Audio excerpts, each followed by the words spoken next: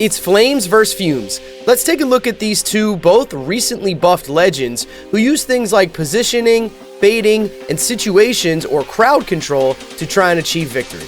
Let's start with Fuse. Since his buff, he's really become a much more formidable option in the legend pool, and a good Fuse can really be very annoying to play against and difficult to handle.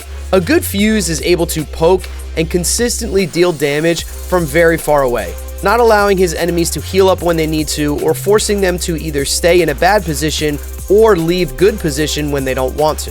The recent Fuse buff gave his knuckle cluster twice the duration and also added a visibility adjustment to his ultimate, revealing his enemies when they're being hit by that ultimate. Fuse's enhanced tactical and ultimate abilities with his passive that allows him to stack more grenades than any other legend make him very effective at poking from very far away, and this can be very difficult to counter. A good Fuse who is good with long-range weapons and is good at using his tactical and ultimate abilities will put his enemies in really bad positions really quickly.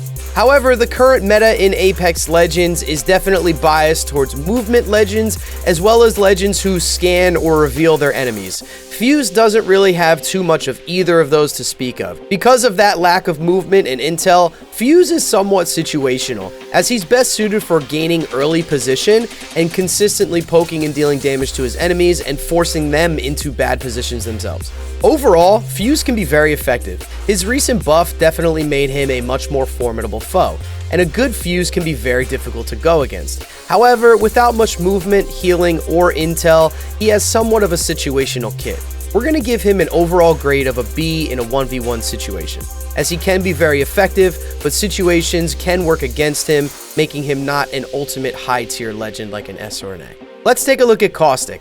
He also received a buff in Season 10, as his poison gas now deals exponential damage over time, which makes it a little bit more effective. Caustic's poison gas is extremely effective when it is hitting his enemies. It reduces their vision, reduces their movement speed, and deals the exponential damage over time.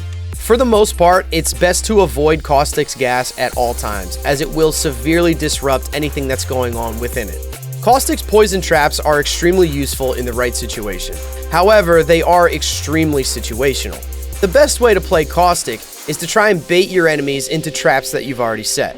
This playstyle can be very difficult to master. His ultimate ability, however, has a pretty good amount of range, making him a little bit more useful in certain situations. However, overall, Caustic is an extremely situational character, quite possibly the most situational character in the game.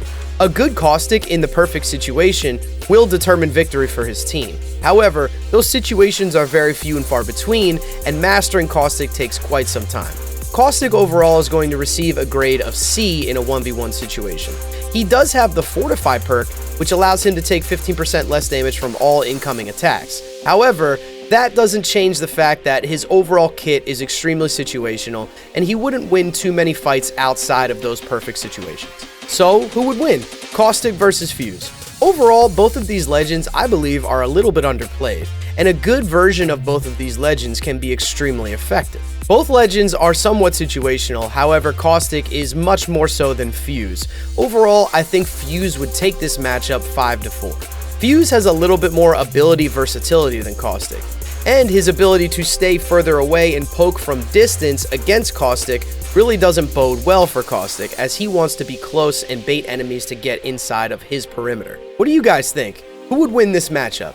Who do you want to see next on the Ultimate Apex Legends 1v1 guide?